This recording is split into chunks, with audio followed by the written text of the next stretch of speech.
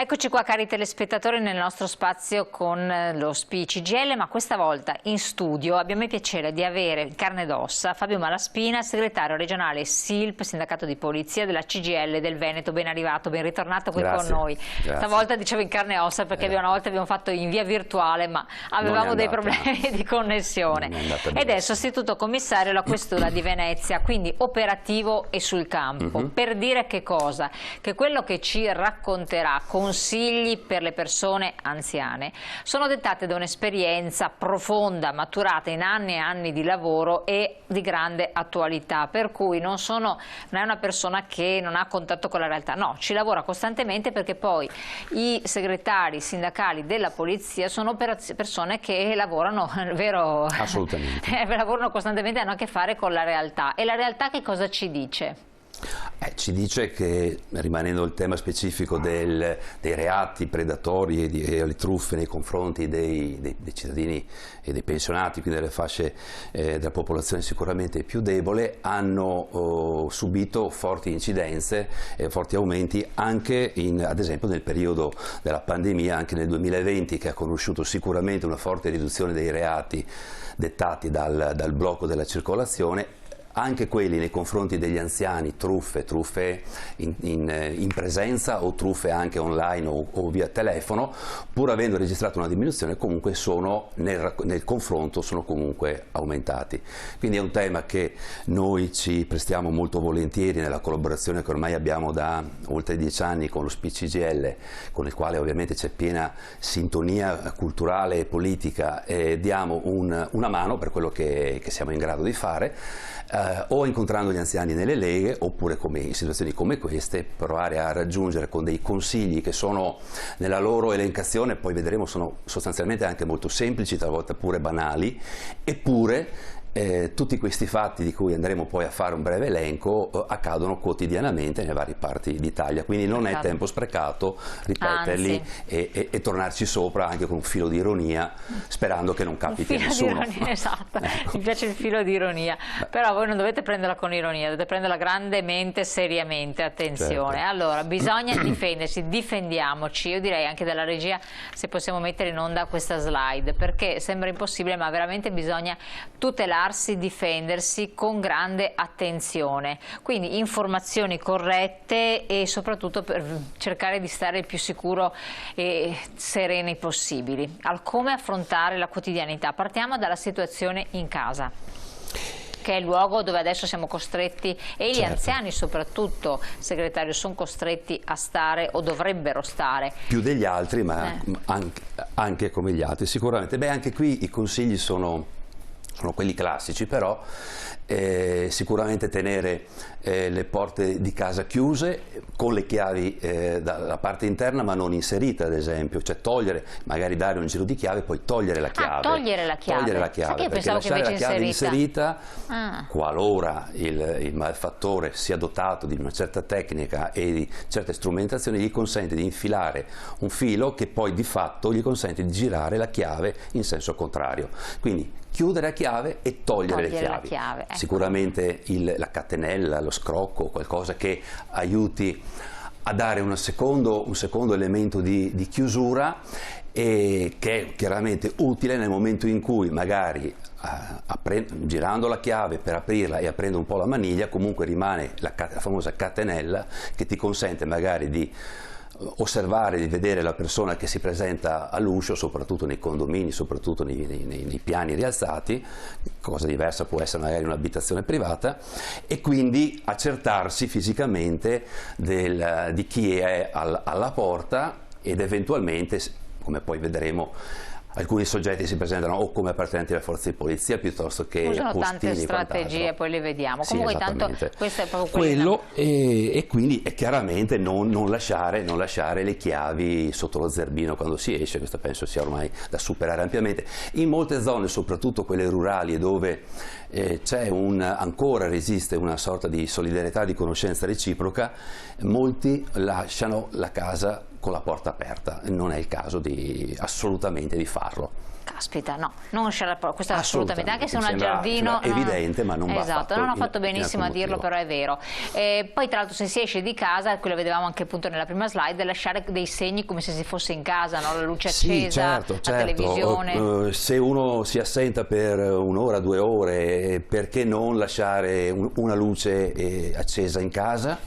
Quando chiaramente ciò abbia un significato, quindi di sera o dico di notte, lasciare un televisore acceso, cioè dare l'impressione che la casa è abitata, esatto. C'è vita. Questo sicuramente può non bloccarli completamente, può non dissuadere del tutto in questo caso il ladro, perché talvolta entrano con le persone in casa, magari entrano dal seminterrato e la famiglia abita, sta pranzando, sta cenando al piano superiore.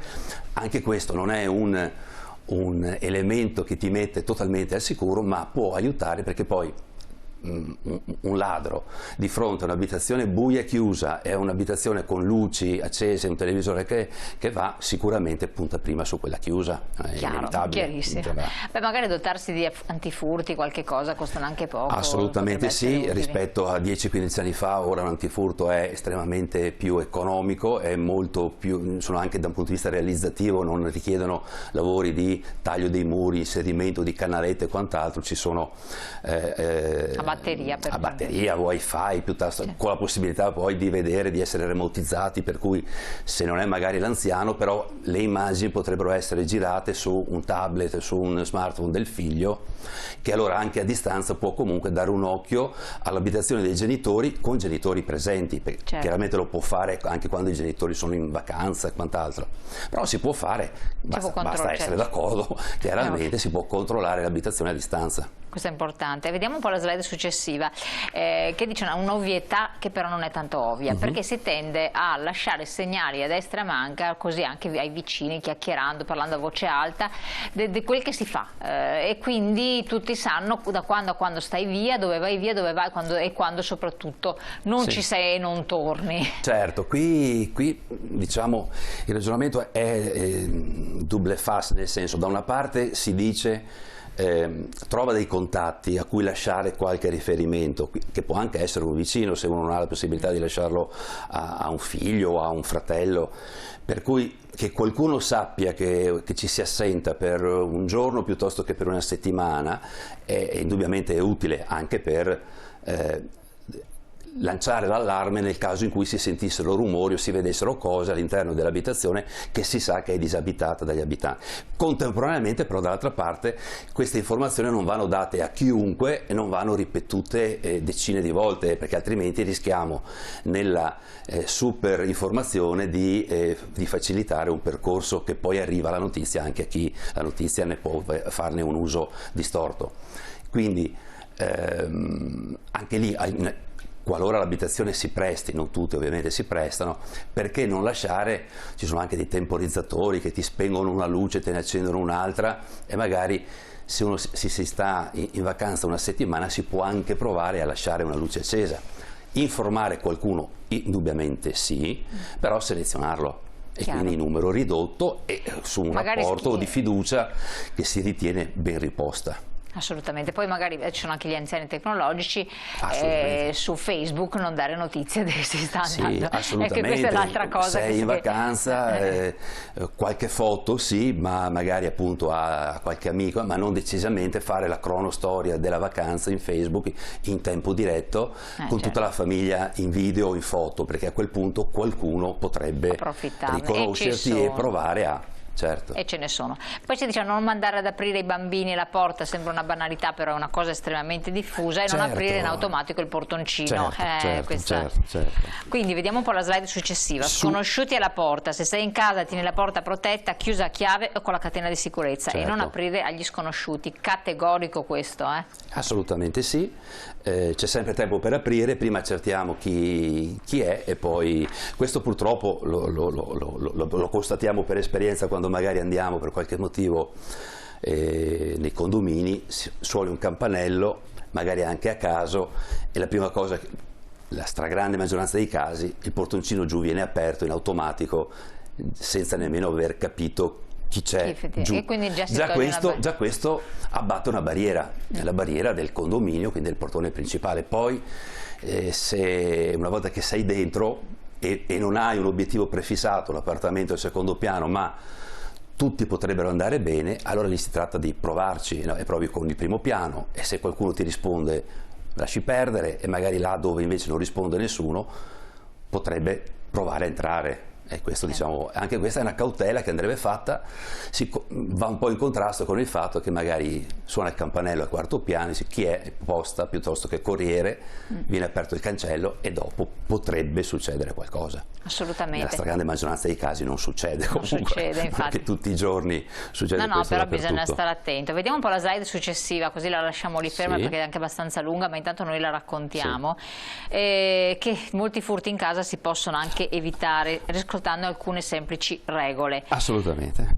Allora, ci dica quali sono in sostanza, già ne abbiamo accennato ad alcune. Ma come sta scritto, come dice lei nella lunga slide, allora la porta blindata, anche lì se è possibile sarebbe preferibile averla, molti appartamenti ormai ce l'hanno, altri potrebbero sostituirla, sicuramente ha un costo, ma che viene sicuramente ripagato alla prima occasione utile, cioè se quell'appartamento subisce l'ingresso o l'intrusione da parte di ladri, il costo della porta blindata viene immediatamente ripagato dai minor danni che potrebbero avvenire. Il contatore, questo qua del contatore, effettivamente il contatore, anche questo è un consiglio, ma è chiaro, poi va calato nella realtà. Ci sono alcune situazioni in cui la cosa è possibile, altre no.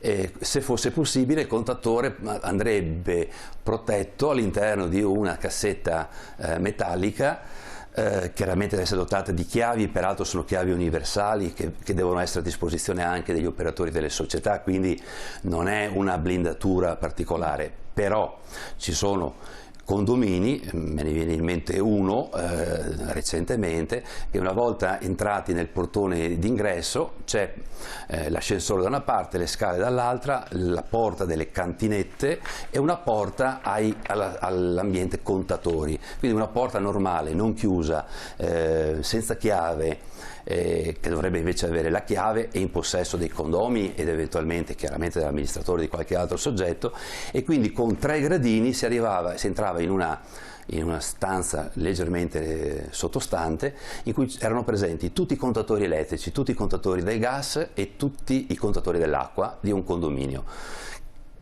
Indubbiamente così è stato realizzato, non si può modificare, però allora lì probabilmente una qualche stratagemma, una qualche misura di sicurezza maggiore sarebbe consigliabile, altrimenti la tecnica è quella di entrare, abbassare il contatore della luce, che è quello più utile ai fini di poi portare a compimento un furto o quello che è, e questo come minimo determina gli inquilini a scendere per ripristinarlo, certo. E quindi apriamo la porta al buio, oppure di entrare in appartamenti che si possono ritenere vuoti, sapendo che se non c'è un allarme che parte in ogni caso, l'appartamento è libero, è buio ma è libero. Per quanto riguarda invece i nascondigli domestici, che sono molto usati così dalle persone ritenendo, perché ad esempio si menzionano i vasi, effettivamente uno diceva sì, il vaso, sì, anche qui giocare un po' con la fantasia, cioè evitare i cassetti del mobile della camera da letto, e tenere lì il comodino, il comodino.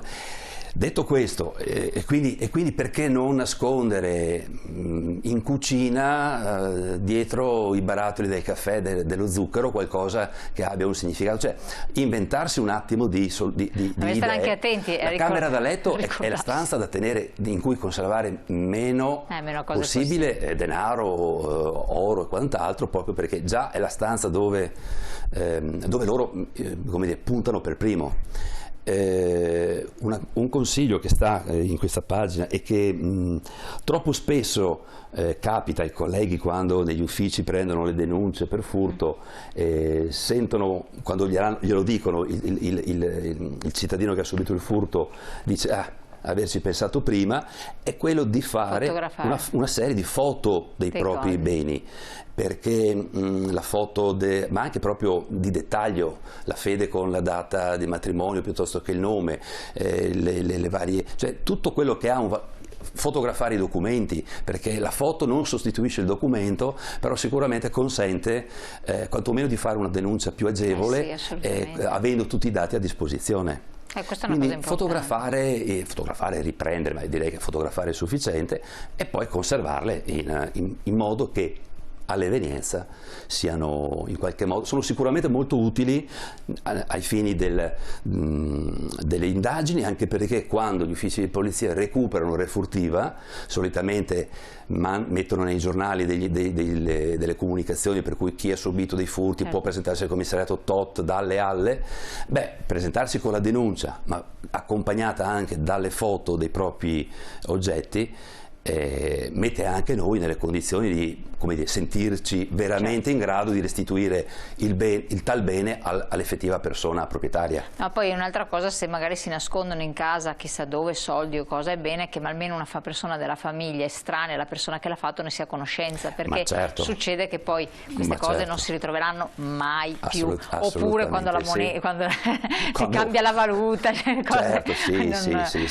questo è importante. Alcune indicazioni perché ci sono nascondigli straordinari che però dopo ricordarsi dove hai messo o scovare una persona anziana che magari l'ha fatto diventa impossibile. Assolutamente, questo indubbiamente è un'altra parte a cui tenere a mente. Tener conto, una banalità. Ma allora c'è anche la questione dei borseggi, vediamo l'altra slide. Purtroppo questo succede di frequente, e le persone anziane soprattutto, ma non soltanto, non si rendono conto di essere seguite, pedinate quando vanno, che so io, a ritirare i soldi, a portare l'imposta, quant'altro.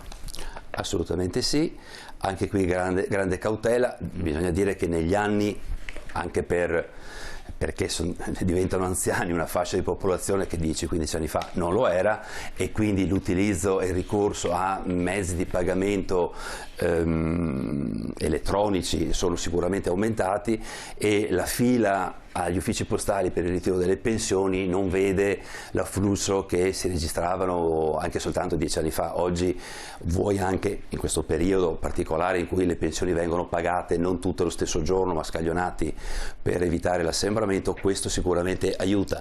Ciò non toglie che un credito della pensione, piuttosto che andarlo a prelevare in contanti e quindi poi ricorrere all'utilizzo di bancomat, carte di credito e quant'altro, riduce la possibilità di essere vittima di borseggi.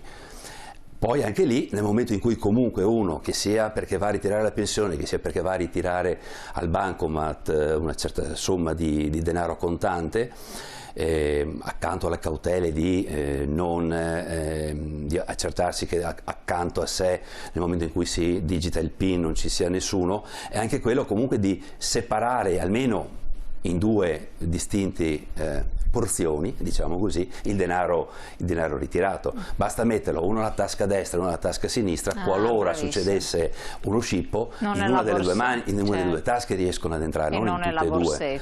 Esatto. Per quanto riguarda le signore, chiaramente la borsetta, la borsa è strumento indispensabile, però il meno consigliato dove riporre il denaro. Anche lì una tasca interna al cappotto piuttosto che una tasca di una giacca è consigliabile, rispetto anche perché più sta aderente al corpo, più è facile sentire diciamo così, l'intrusione e il tentativo di...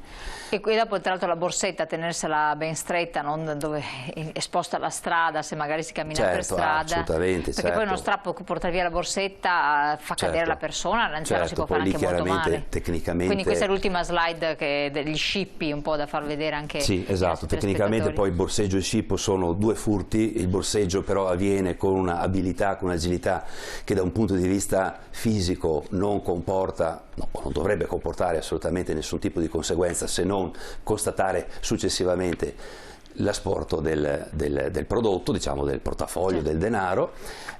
Lo scippo invece è un furto con strappo e quindi c'è sicuramente un'azione di modesta violenza, altrimenti sfoceremo nella rapina, però c'è uno strappo, appunto, la borsa può essere la tracolla, lo zaino può essere strappato di dosso, talvolta la persona, soprattutto se anziana, potrebbe risentirne, magari anche cadere, farsi male, equilibrio, e il ladro in questo caso, proprio perché ha agito ma è stato notato, e come se è stato notato dalla vittima, tende alla fuga e addio, correndo e quant'altro. Allora, siamo in chiusura, grazie segretario. Io chiedo alla regia solo se ci mettono in onda i numeri di emergenza, polizia, soccorso pubblico da tenere ben presenti, certo, perché abbiamo la Polizia di Stato, quando si verificano questi casi, bisogna sempre denunciarli? Assolutamente sì, sempre denunciarli. Ora esiste il numero unico per le emergenze, il NU, il 112, funziona ancora il 113, chi ha i carabinieri o la polizia locale nel proprio comune può chiamare anche loro, a seconda anche della